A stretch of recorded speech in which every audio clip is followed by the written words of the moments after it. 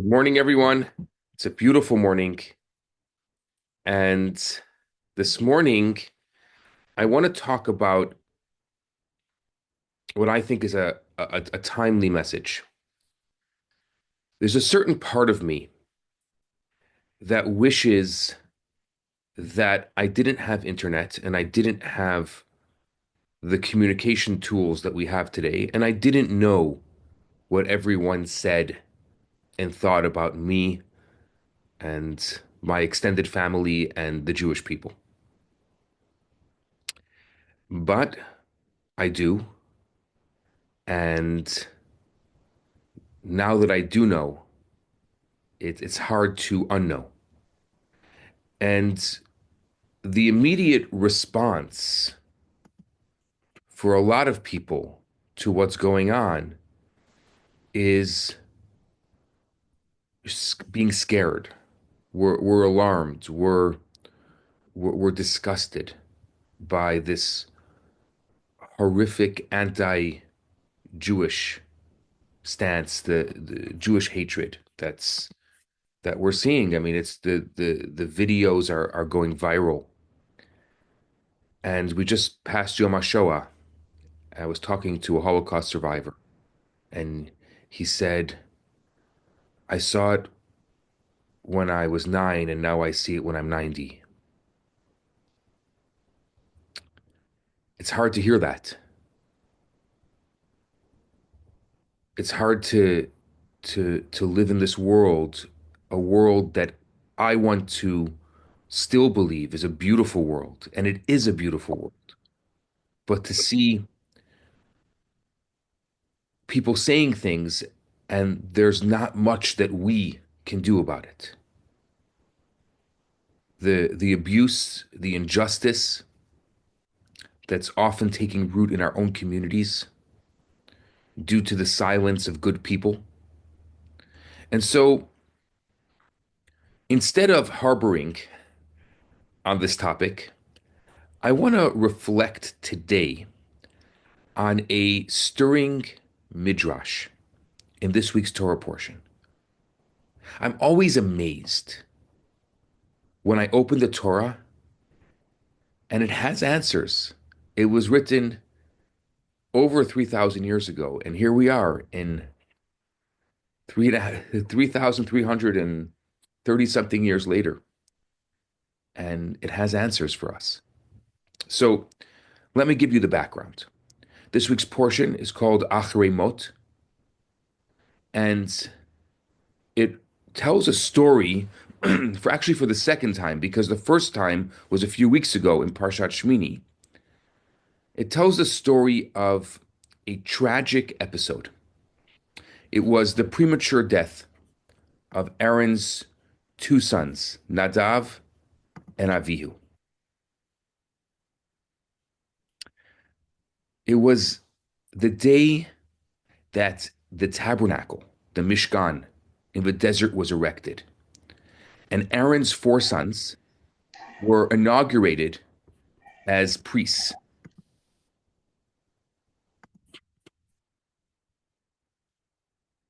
The oldest two children entered the Mishkan, they entered the tabernacle, and they didn't come out alive. The Talmud talks about the story to explain the cause of their death. And the Talmud says that it happened once that Moses and Aaron were walking along the road. Nadav and Avihu, Aaron's two sons, were walking behind them.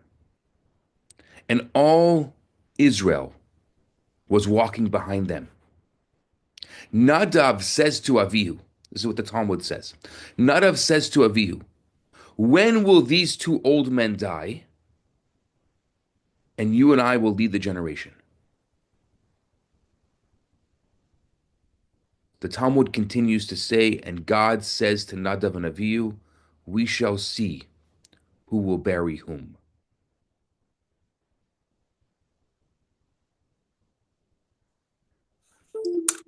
Now, this story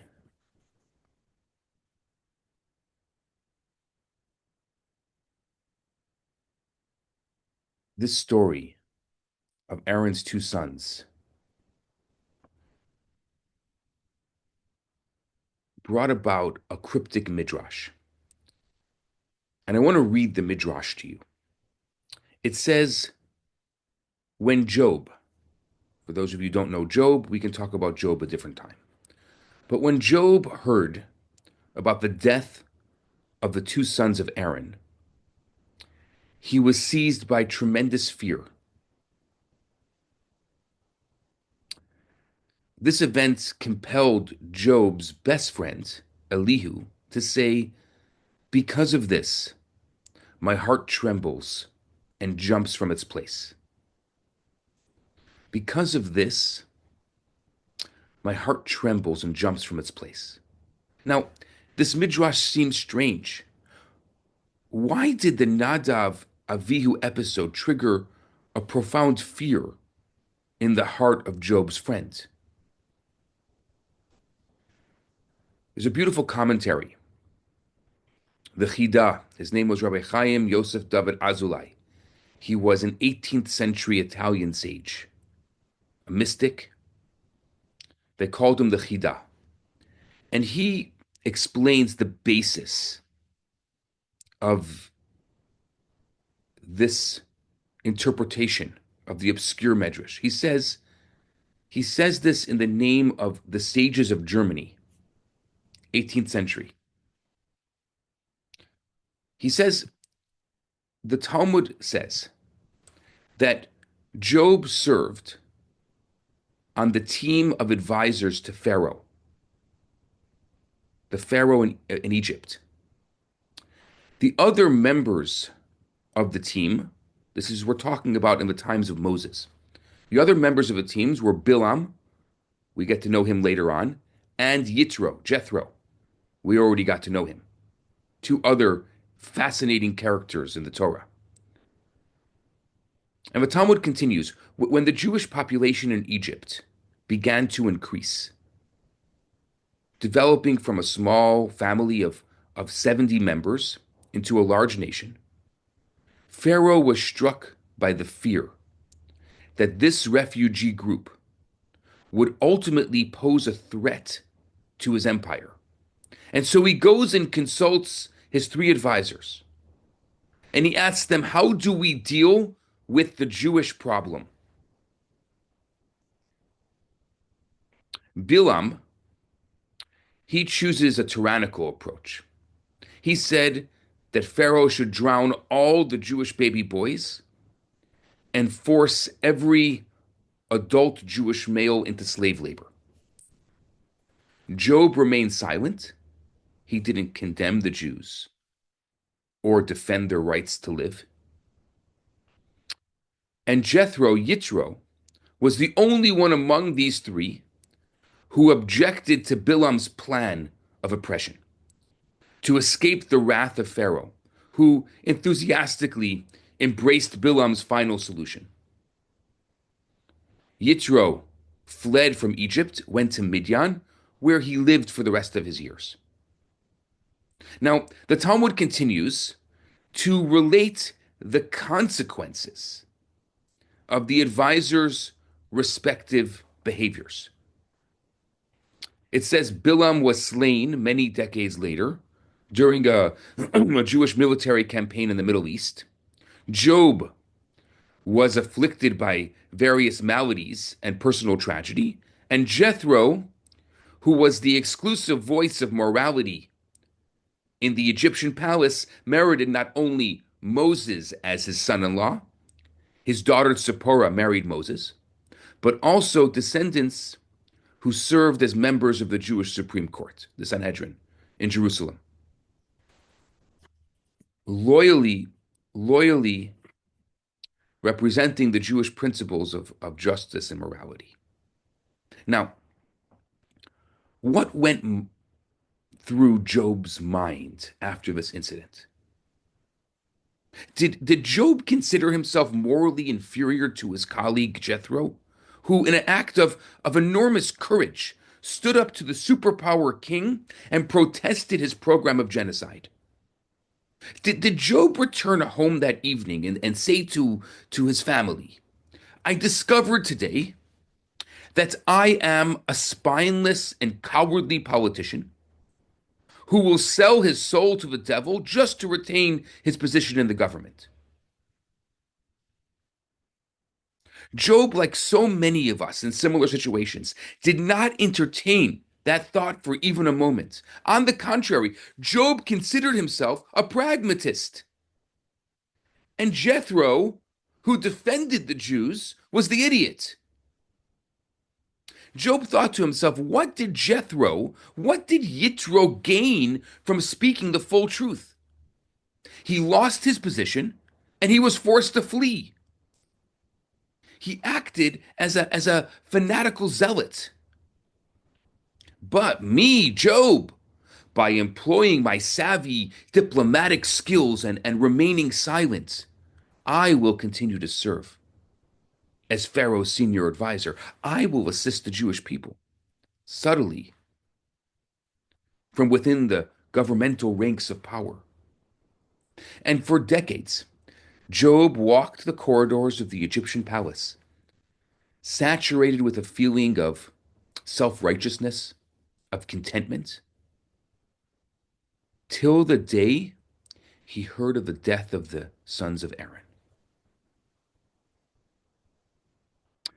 When Job inquired as to what might have caused the premature deaths of these two esteemed men, he was answered with the famous Talmudic episode that we just spoke about.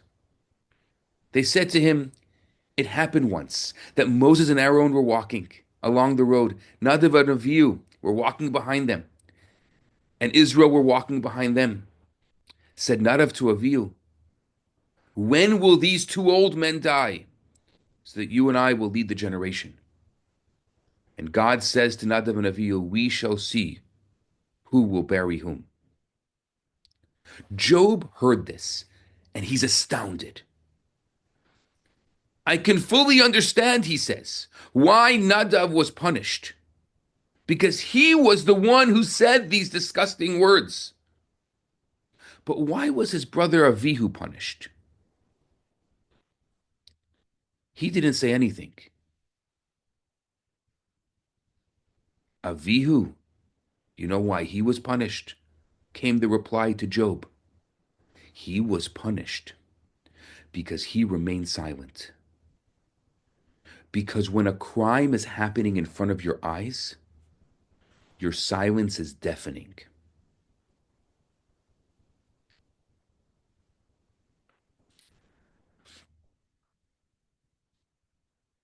In Yad Vashem,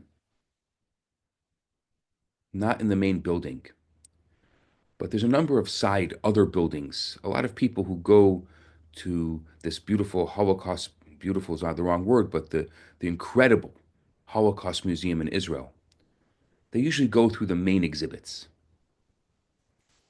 At one point, I had an opportunity to spend a couple of days there. And I went through a lot of the other buildings that usually people don't go to. And one of the buildings is just dedicated to pictures from the concentration camps, from the death marches.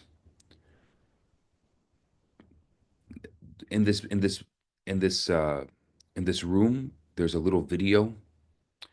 It's about a minute and a half, and it's the only actual footage of the Nazis killing Jews in mass graves. It was a random person who was uh, taking a summer trip with his family, and he was just filming some of the countryside. And then you see, like, he's filming the countryside, and then it moves to this little van that pulls up in front of this pit, and then you see these people getting out, and then the Nazis shooting these people. And I don't want to go into all the, you can imagine what it looked like. When you walk into this room in Yad Vashem, there's a huge, huge picture. I've spent a lot of time, I did spend a lot of time analyzing this picture.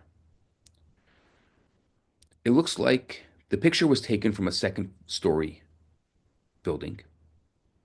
It looks down on a little town the main square of a little town. And in this picture, you see a death march. You can clearly see who the prisoners are, who the Jews, four by four in rows in distinct clothing. You can clearly see who the perpetrators are. In the front, there are Nazis. In the middle, there are Nazis. In the back, you can clearly see there's about, in the picture, and you can see that there's people in front of them and people in back of them. But this particular scene, in this picture that was taken, there's about 68 Jews in the picture. 23 Nazi soldiers that are surrounding, and then well over 100 people standing around watching. And if you look closely, because the picture is blown up so big on the wall, you can look at some of the people's faces. Some of them are talking to each other. Some of them are just looking in disbelief. But they're standing around.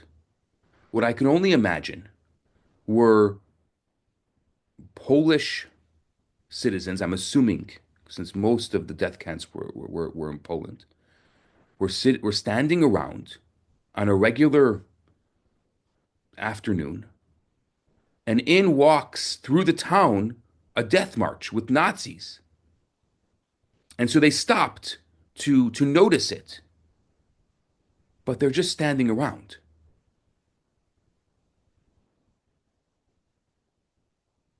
They're just standing around, watching, maybe murmuring to one another, while people are being marched to their death.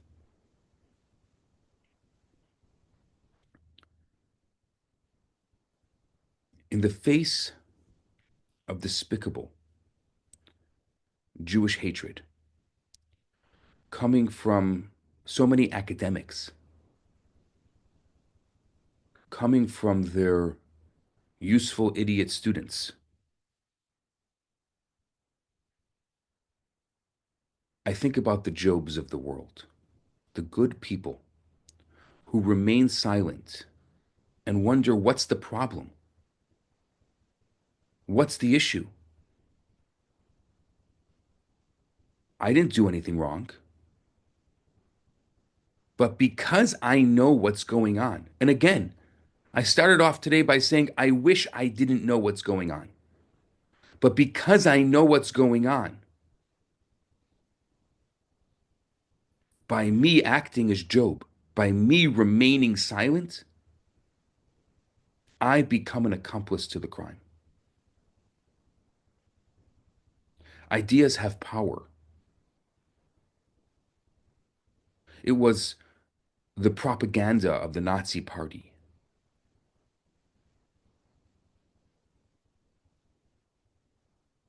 Almost 9 decades ago, which allowed millions of Germans to become active murderers of millions. When Jew hatred goes unchallenged and unprotested, we know good and well it wasn't hundreds of years ago. It was not long ago, and there's people still in our lifetime who are eyewitnesses and eye experiences, not eyewitnesses, they experienced and survived. We know how horrific the consequences can be.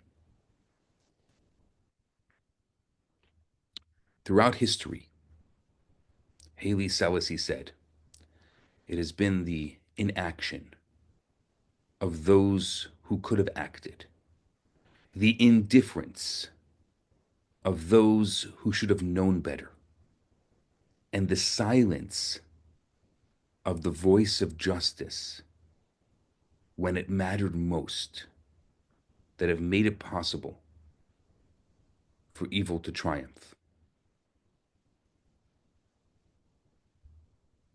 It's not an easy place for us to be in. And most of us are just minding our own business, trying to live our lives. Like, what do you want from us? Like, it's just hard enough to get through a day, and you want on top of it that I have to do something about something. It's not in my direct sphere, and also I think a lot of people are. It's a blind sight of theirs. It's interesting for me walking around looking like this in a primarily multicultural community, not living in a very Jewish community. I think Jews who live in very Jewish communities, looking like me, they're a little bit, not fully, but a little sheltered. And then people, Jews, who walk around not where no one will know that they're Jewish. You can't see obviously on their face that they're Jewish. They're also a little bit blindsided because they can't they they they can't see it. I don't want to compare, but I remember years ago a friend of mine who was black saying to me that you have no idea what it's like walking around as a black man. And it's true, I don't. But I do know what it's like now walking around as a visible Jew. And it's shocking. I'd like to say that there are beautiful moments, many beautiful moments, and for the most part, those beautiful moments outweigh the not beautiful moments. But then there are many not beautiful moments. Some are extremely subtle. I was walking with my wife last night, and somebody gave me what I call the dagger eyes. And I didn't think she noticed it. And she turned to me, and I saw that she noticed it. She's like, "How often do you get those?" And I said, "I don't know. I'm so immune to it. I mean, I notice them, but," I said, "a number of times a day." Like, they don't know. You didn't have a conversation with me, but I'm so othered to the point where just being in my presence because of the way I look disgusts a particular person, that they will literally, they can't help it. Their face will change. The facial expression will change, and it will be obvious what they're thinking. What do you do about it? Do you confront the person? It's a question. It's a great question that a lot of us have. I think that opening up this week's Torah portion and thinking of the story of Nadav and Avihu and looking at this Talmud and this Midrash and putting it in the context of today's world, the one lesson that Job can teach us, the one lesson that Avihu can teach us, is that if you hear something and you see something, don't remain silent. Somebody gives you as I said to my wife last night, if somebody gives you a dagger eyes or a look, there's nothing you can do. But if it's a word or it's an action, which today there are so many of them, people think that free speech allows that you can say whatever you want whenever you want. Because I live in a world, it's free speech, it's my right. I can't wait for the time, because I do believe this world is a beautiful place. I can't wait for the time when we start replacing our human rights with human responsibilities. When people don't say it's my right, but people look and say it's my responsibility. Responsibility to do whatever it is. Because if we can just, words are so powerful. Just change that one little idea from human rights to human responsibilities, then maybe people will ask themselves, instead of saying it's my right, I can get up wherever I want, however I want, and protest and say whatever I want, even if it's hate speech. If we can change that and say to them, no, you have a responsibility. You have a responsibility. You live in a multicultural world. You have a responsibility to live, to love, and to be able to. You don't have to agree with me. I don't have to agree with you, but we do need to tolerate. I don't like that word of tolerance, but maybe it's the best we can get today. I need to tolerate you because we live amongst each other. And maybe that's the beginning. Just tolerating one another is the beginning to being able to be unified and to loving one another. Because ideally, yes, cohabit, exactly. Ideally, what we want to do really is we want to live in a world that's beautiful, that's united. We don't have to agree with each other, but we can love each other just because we're all beautiful humans. That's the world that I want to live in. I still believe this world is very possible. Though, when we're confronted with injustice, silence is not the answer. Hashem should bless each and every one of us, that we should be able to have the strength and the fortitude, that even though there's so much going on in our lives, that we should have the time, if we see something, we respond. If we hear something, we respond, not to be silent. And with that, in this beautiful time today, in this beautiful lesson, we should all be blessed, blessed with good health, blessed with nachas, with joy from ourselves first, and from our families, and from our communities, and God be willing, from the entire world. Have a beautiful day.